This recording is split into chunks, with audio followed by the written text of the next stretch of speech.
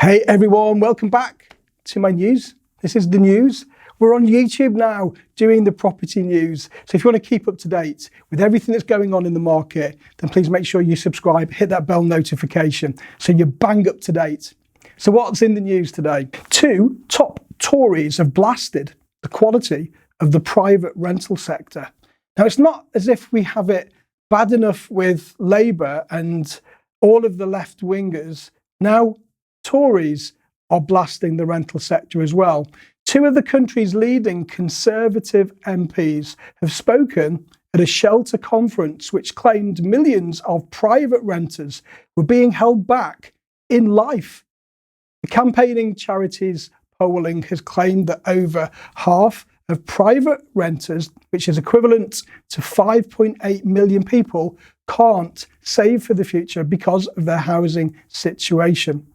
Now, Shelter says more social housing is required as an alternative for those private renters who can't afford to buy, as well as for those desperate in need of housing. Now, the Housing Secretary, Michael Gove, announced that he would tilt the government funding to build more homes for social rent. But wait, haven't we heard that before? Many times. I believe we're about 125,000 homes in deficit at the moment. And that was from a report in around about November.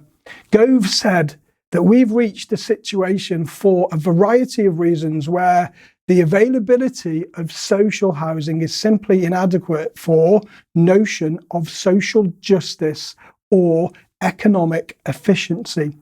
The quality of the private rental sector, the circumstances in which people find themselves, the inadequacy of those many homes and the fragility and vulnerability that so many people find in their daily lives is unsupportable and indefensible. And that is a function of broader supply questions, but it is also a critical function of our failure to ensure that there are homes that are genuinely affordable for rent. Our failure to ensure that there are more social homes.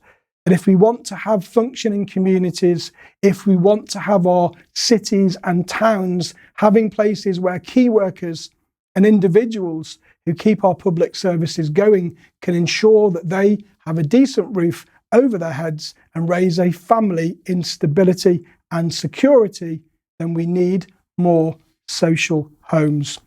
Okay, let's see how we get on with that. Up, up, up. Huge leap in demand for rental properties. Now, this is no surprise. Since we opened and since the country opened completely, we've had a waiting list, and all of our properties, we've got about 150 tenants. We've almost got a waiting list now. So as soon as a property becomes empty, it's getting snapped up really quickly. And this report is confirming that. The proportion of landlords reporting increasing tenant demand has hit an all-time high of 62%. Now, research undertaken on behalf of Paragon Bank has revealed that the strong tenant demand seen during last year has continued into 2022, after growing to the highest level recorded since 2011, when research agency BVA started tracking the metric. Now, figures for the first quarter of the year suggest that numbers of people seeking privately rented homes have grown consistently throughout the course of the COVID pandemic.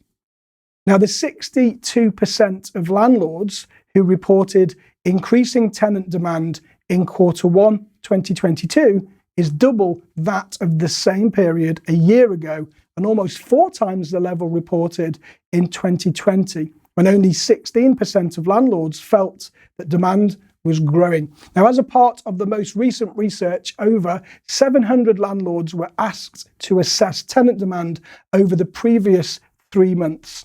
A significant increase was seen by over a third, which is 34% of respondents, with a further 28% reporting slight increases. Now, perceived decreases in tenant demand, both significant and slight, were recorded by just 3% of landlords, which is the lowest on record. Analysing the results regionally highlights the impressive resurgence of the central London rental market. An increasing tenant demand was reported by 84% of landlords operating in the inner capital, a substantial increase on the 12% seen in Q1 2021. This places central London alongside the southwest and Wales as the regions seeing the highest levels of increasing tenant demand during the previous 3 months. Now, Moray Hume, the mortgage sales director for Paragon Bank, says another record high in the proportion of landlords reporting increasing tenant demand reaffirms the need to increase the supply of homes within the private rental sector. There is evidence of landlords exiting the sector, with many citing increasing tax and regulation requirements, making their lettings business more arduous to operate. Whilst it is clearly important that landlords are taxed appropriately and the sector is regulated to ensure that standards are maintained, we must ensure that buy-to-let remains attractive enough to investors who are vital in the supplying of properties needed to meet demand. So this is your chance. You can tell the BBC that the private rental sector is under attack. Now, the industry's main trade body for lettings agents is telling its members to let the BBC know if they believe the private rental sector is under attack from policy makers. ARLA Property Mark has been asked by the BBC to conduct research into the private rental sector and what lies behind the current shortage of stock. Now, Property Mark says that anecdotally, agents have been telling of unhappy landlords selling small and large numbers of investments alike. A statement from the trade body says, with the UK government's Renters Reform White Paper, which is looming, a consultation on a new deal for tenants in Scotland and legislation coming into force, including the Renting Homes Wales Act and the Private Tenancies Bill in Northern Ireland, it seems that no landlord or agent is safe from the heat. Nathan Emerson, who is Property Mark's chief executive, said, through our contacts, we've been offered the opportunity to put this issue onto a national platform and present our side of the story. The housing system needs a balance of tenures, and the value the private rental sector brings must not be underestimated. Landlords provide much needed homes, and the country cannot afford to lose them.